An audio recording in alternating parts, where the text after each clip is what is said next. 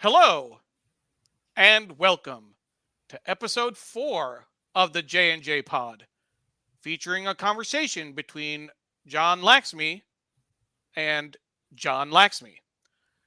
In this episode, they get personal and reflect on some of the struggles they've faced. Hey everyone, John Laxmi here with John Laxmi back on the J&J Pod. Howdy. So, just as a reminder, we're on episode 4, but the J&J Pod is not just a podcast between father and son, but it is also a family pod. So, that's where we're here. Now, the past few episodes, Silicon Valley Bank crisis, loneliness, China, we cover a range of topics, and today we're talking about I'm okay, you're okay. Now, I'm excited for this discussion because this is a bit more of a free-flowing, there's no script conversation just between dad and I, like we'd have on a phone call, talking about some of the things we've been through, how we've gotten to where we are today. Now, speaking of that, I'll give you a little rundown of who I am and where I'm at. So, name's John Laxmi. I am the founder of Kismet, which is a company and mission to help solve for loneliness, which I have faced intimately. And we'll probably get into that a bit. I use the science of connection, the large layer of data and statistics and biometric evidence there is to help people connect, and the lost art of love to make interpersonal relationships important again, deep intimacy, which I think a lot of us are lacking in our lives. I am the fastest growing influencer who's female focused in the dating and love space. So follow me below. A little rundown of other things I've done. I've worked at NASA, the White House, JP Morgan, AI startups, most recently the CIA's investment arm, investing in cool technologies at a branch within the CIA that's named after Q from the James Bond movies, Incutel. Cool time there, and it took a lot to get to where I am, and I'm still trying to solve a lot of things in my life. So the podcast, this pod is called I'm Okay, You're Okay, to not just talk about the great book written by Thomas someone, but I don't know, my dad recommended it to me. It's a great book about accepting your circumstance, a form of self-love, and accepting others and what they've been through to be who they are, but this extends beyond that. It's coming to terms with your life, the struggles that you will inevitably face in it, and coming to terms with the fact that you can do something about it. So I'll pass it off to my dad so he can intro himself. Well, I'm John Laxmi, and I now live in Atlanta, Georgia. I'm now retired, but I lived for a long time in the New York area. I'm originally from India. I migrated to the United States in the late 70s. Lived in West Virginia for 5-6 years, working for government of West Virginia. And then I moved to New York and worked in banking for in Morgan Stanley and Citigroup. And then I took a break for 5 years. That's something that is really an important part of my story. And then after 5 years, I went back into business, started a private investment firm with my friends, ran that for about 15 years. And now I sold off that business, and I'm now retired, and I'm spending my time reflecting, as well as spending time with younger people of Jonathan's generation. So this is a good way to introduce ourselves, and I'm going to start with asking Jonathan. Um, I have a real problem whenever people ask me, "What does your son do?" Hmm. And every few years, I have a different answer for them, because you've been, evolving into one thing after another. And so, why don't you tell me a little bit about really how you came to be what you're doing now? Because at one time, I thought you were going to become a basketball player.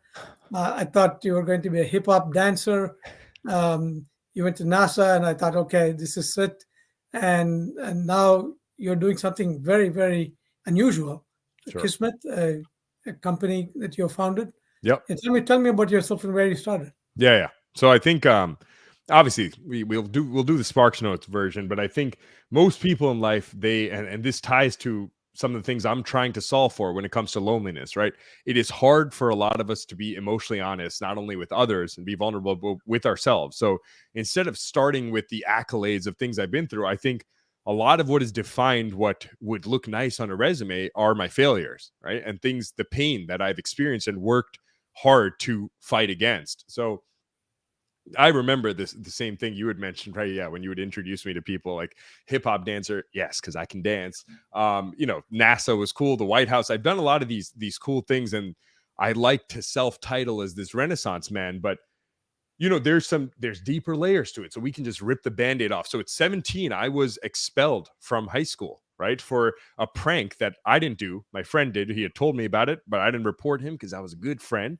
And then, of course, the town had to make a statement to everyone that you can't be doing these pranks to get a day off of school. So I went to juvie. Now, think about this kid who's captain of the debate team, captain of the tennis team, right? Almost perfect SAT scores, upbringing in a nice, wealthy neighborhood, obviously ambitious father, great mother. This is sister who was also fine, right? And experiencing that, imagine that as also Indian household, great academic achiever, sports, all this stuff. Going to juvie with an ankle bracelet for something I didn't do.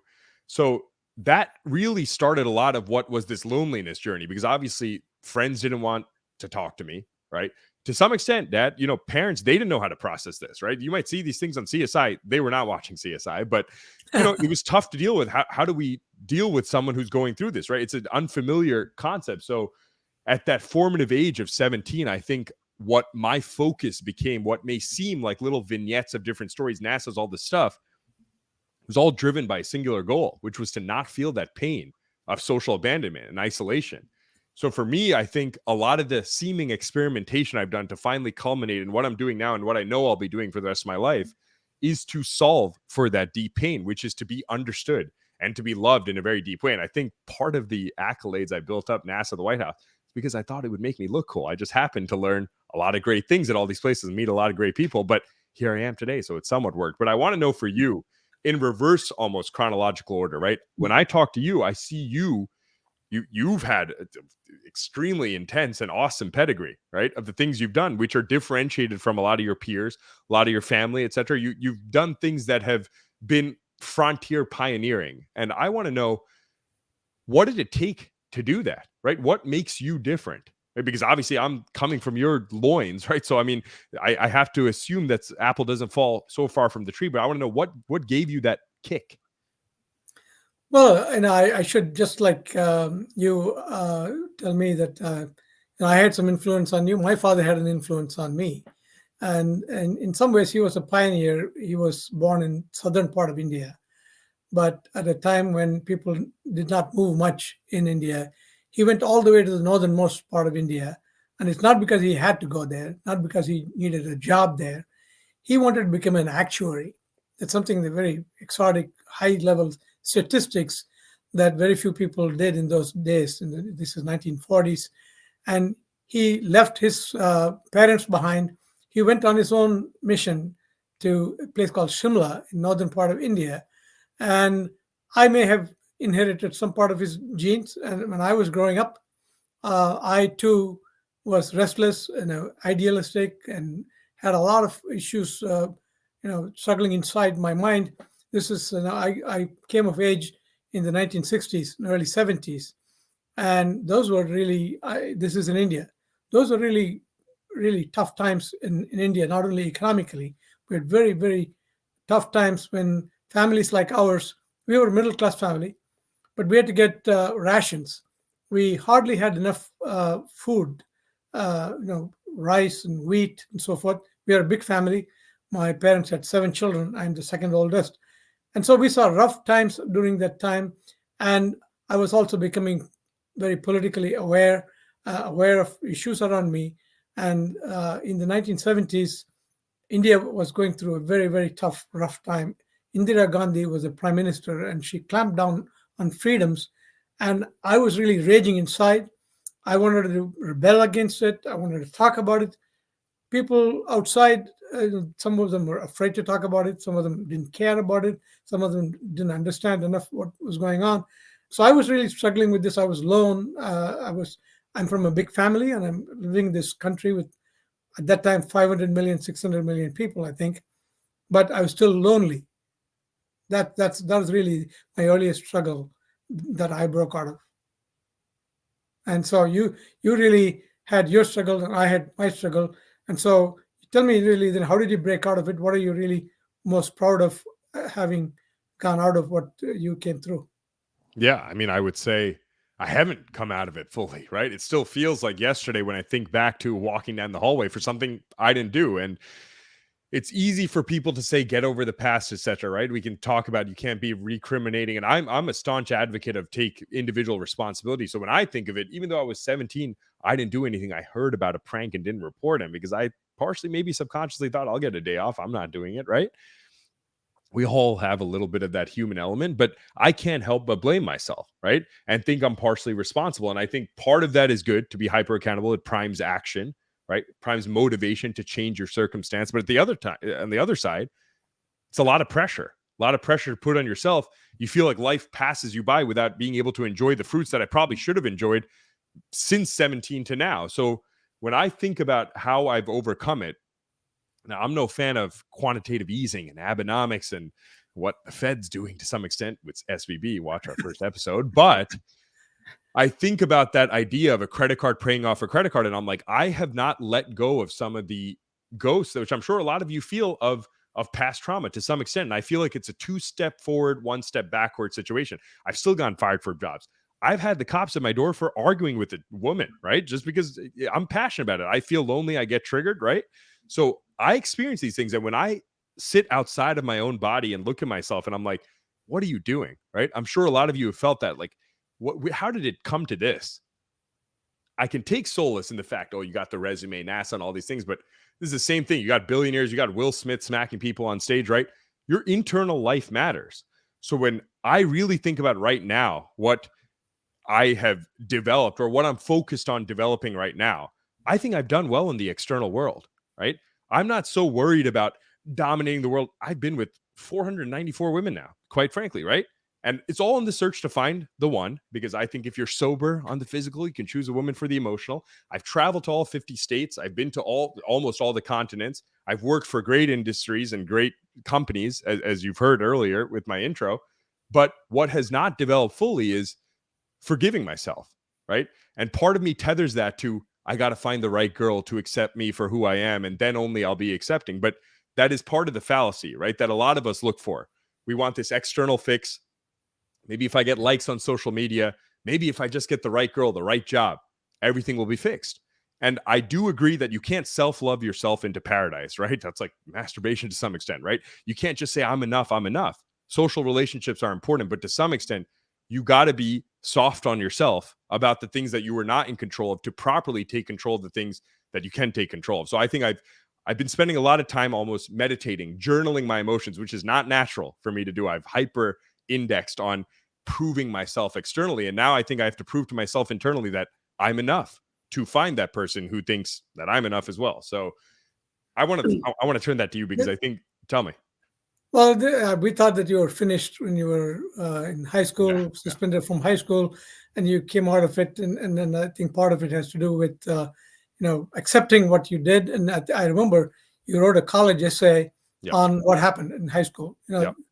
That is a very important moment of accepting and then explaining and then going beyond it. Sure. And in my time, when I was growing up, I had similar issues that were going on internally, and I too kept a journal, and I have them even to this day. Oh, wow. And I go back and look at them, and it was all questions popping up in my mind about really why didn't other people care about the issues that I cared about, and there were things that I could not talk to other people about, but then I found a few important things that out of that struggle. Sure. The first important thing is that when you are suffering, you got to really get rid of the fact that all negativity. You got to believe that you can overcome it. And I was really fortunate. I had my father had a good shelf of books, and I read very early on in my life Bertrand Russell, who a British philosopher who had written a book of essays. One of the essays was "Why I'm Not a Christian." That really popped up in my mind, questions about really religion, things like that. Religion was a very, very big force in India. It is even, it is everywhere in the world today. Sure. Religion is oppressive to some extent in India. And in India, people almost become fatalistic because of their religious faith. They believe that they can't do anything about their status.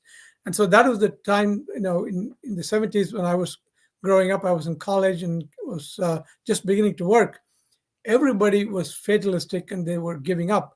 So the first thing I did was to really reject anybody who was fatalistic, and I wanted to really find like-minded people. And I got one very, very good friend of mine who is still a very close friend to me. And two, I found your mom.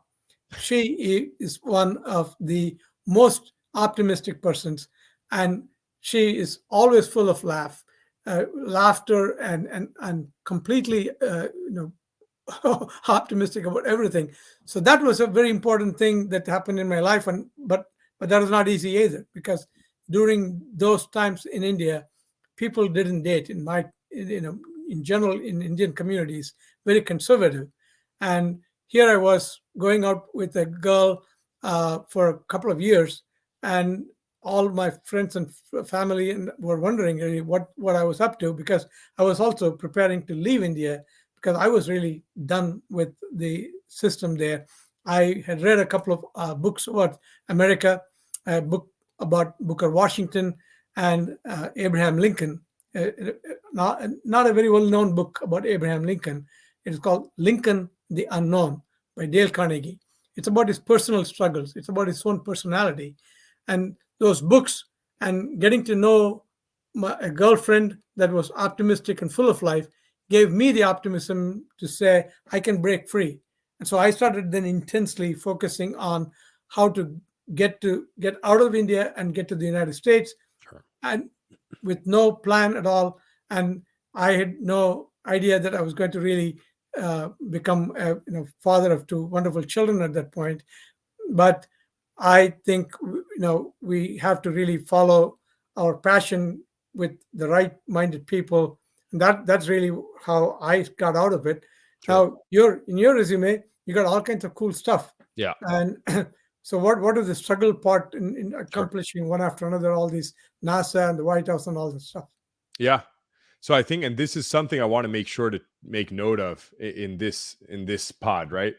Because you're talking about some of the things that were not only fortunate, there was a mix of almost luck with intention, right? And if I were to prescribe to others, right, what you can do, because this is a process we're going to be doing for our lives, right? It's not like you reach a finish line and life's set, right? But is my life better now than it was 5 years ago? Hell yeah, right? Of course it is. So when I think about certain prescriptions, when you talk about just cut out negativity, what can someone do who's in Kansas living at home, right? Who's got college debt? What about someone who has no means, who doesn't have family, a broken home, right? I fall back to this quote from The Picture of Dorian Gray. Now, I may botch it, but here's the synthesis of it. It says, when the soul fails, look to the senses. And when the senses fail, look to the soul. Now, if we equate the soul with hope, right, the macro, and we equate the senses with helpfulness, in life, people tend to fall in their mindset to either one of those two categories, right? I talk about this with women all the time in terms of dating. You either feel hopeless, like, life sucks, it's not worth it, I can't get out of this situation, or you feel helpless. No matter what I try to do, I'm trying to get a loan, I try to get a job, I keep getting fired, right? And just like the quote, when you feel helpless, this is for dating, for anything, you got to go to hope. You have to go to art, right? Like the literature you read. You have to be able to see life as bigger than it is, as how it ought to and can be, and you can draw energy from that. I tell women this, that if you are feeling on your dating apps that no man is engaging you in a deep way, watch a movie with a romantic hero. It gives you the fuel to say, I deserve more. It's a matter of self-esteem.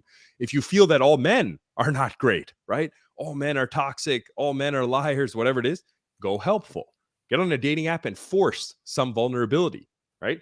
And some men, majority won't say the right things, but someone will be like, I'm glad you showed me that rawness. So when you bring up, how have I gone through this? It's about shooting beyond your reach to the point where you feel slight discomfort. You got to feel nervous.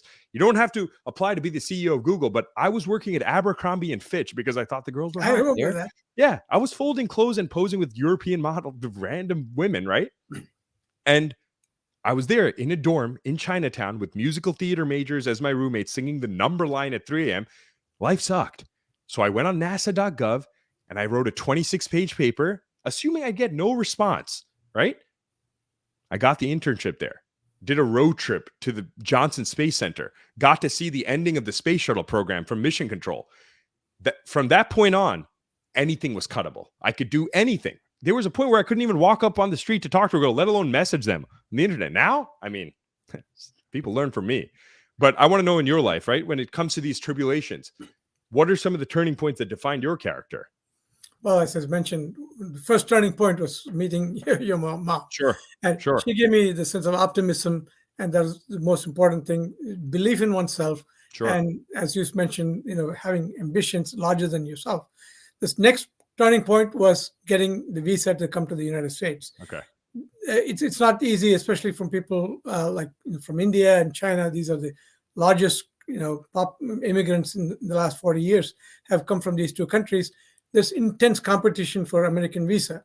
Sure. And I figured out that I would not apply for an American visa in India because I'm going to be competing with millions of people. Yeah. So the first step I took was I left India and went to the Middle East, and I worked in Dubai for a large accounting firm there, applied for a visa from Dubai, and I got a visa there.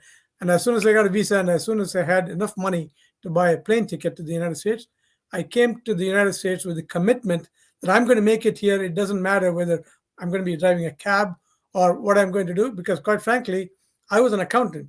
There was no demand for accountants in Sure. the United States at the time. This was late 70s when the economy was even far worse shape than it is now. Inflation was running at double digits. Unemployment was at double digits. Interest rates were 14, 15%. And the mood was grim. And I ended up in West Virginia because that is the only university that I could afford to go to. And West Virginia is not, New York. And so when I came out of the university with an MBA degree, there really were no jobs. And just like you mentioned, intensity is the most important thing. I applied for 200 jobs, literally typing my resumes on a typewriter, and I got no reply, zero reply. Then I was going to a final class in my final semester, and a guest lecturer showed up. He was the finance commissioner of the state of West Virginia. I went to him at the end of the lecture and said, I really like you. I would like to work for you. And he said, well, if I hire you, and I'm trying to implement something called zero-based budget system in government. If I hire you to do this, tell me how you would go about doing it. I had never heard the term. There was no way to even find out what it is. There was no Googling or anything like that. I ran to the library. There was one reference I found to the term. He wanted me to write a paper and send it to him the next day. I typed up the paper, sent it to him. He hired me and said, you're hired, and you are going to be moving up quick or moving out quick. Yeah. And so I started in West Virginia, and that's how I started. And I think we all get a start in somewhere, and then we go from there. Sure. And in your case, I'd like to know really, what are the most, best accomplishments in your life? What are do you have any regrets on how you went about? Yeah, I mean, there's the cliche that everyone says is, oh, I have no regrets, right? I see regrets as learning. Right? Any opportunity where I think I've underemphasized the importance of relationships, I think that's extremely important to quality of life. But I do want to spend a second talking about what I think is my biggest accomplishment, right? Because resume aside, women aside, and like you talk about that intensity, part of the way to stir intensity for everyone watching this, right, is deprive yourself of comforts that are not benefiting your life, right? Whether it's masturbation, eating too much sugar, whatever it is, dealing with people who are toxic energy or being negative about your dreams, isolate yourself from that. If you're on your phone all the time, force it. Start with one day, no phone, right? Small things.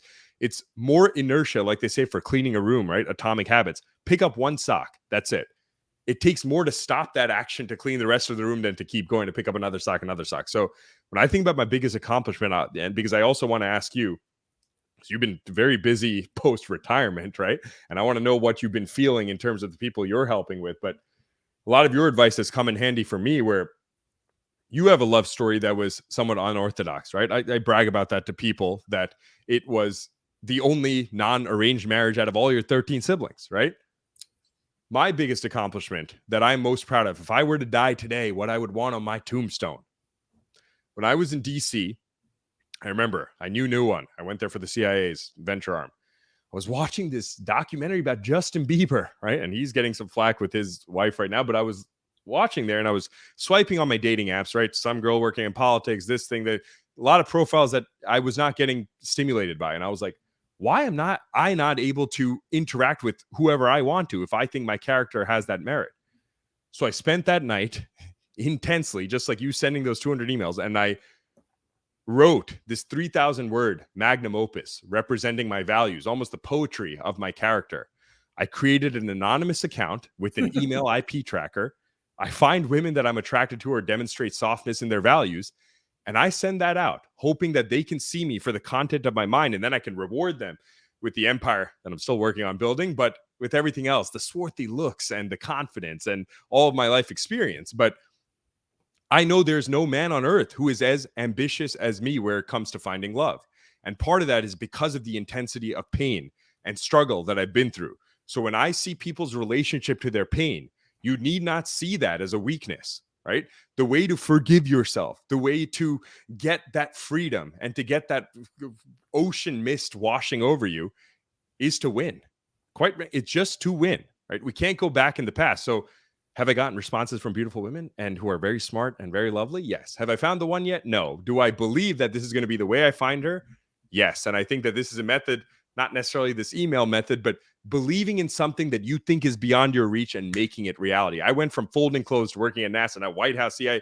All of that means nothing to me, right? My next accomplishment is going to be creating the family I want. So I would like to know for you, retirement, but with all these emotions you built up over the year, all this character you've had to work hard to develop, what are you doing with your time now? Are you bestowing this to others? How do you feel now? Do you feel like you've made it?